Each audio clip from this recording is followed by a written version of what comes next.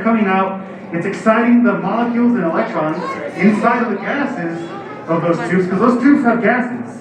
So the electrons get excited, they go to a higher level, and then when they go back down, they release energy as light. So it's transmuting one form of energy to another.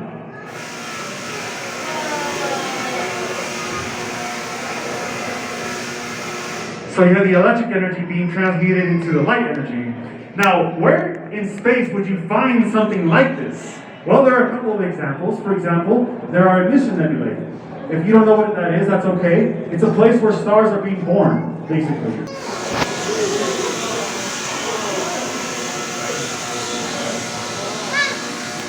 So you'll see a blue color, some say purple. Now that's the nitrogen in the air being excited. Now, believe it or not, most of the air that you breathe is in fact nitrogen. Hello, sir.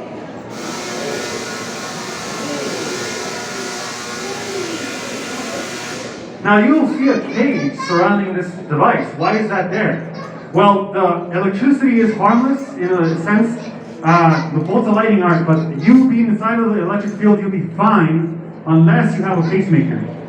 So that's a risk. If somebody here has a pacemaker, we don't want to have this interfere with the signals coming in there. We will have a big problem. Now, you'll also see a...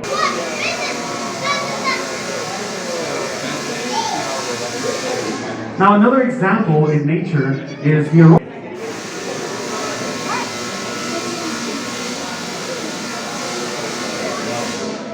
Now, you won't see these devices on every block because of the fact that they would have to be a lot bigger and you would have to have one on base. Imagine trying to go to sleep right at around 2 in the morning or so and you have this. Now this runs on AC power. What this is essentially a transformer. It converts low voltages to high voltage.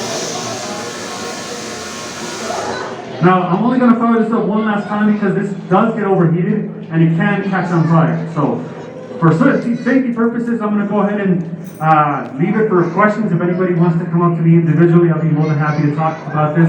And yes, buddy, I will be answering your questions as well. That's an awesome shirt, by the way.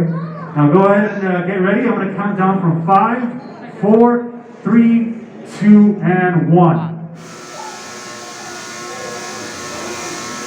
And why not one more for the road?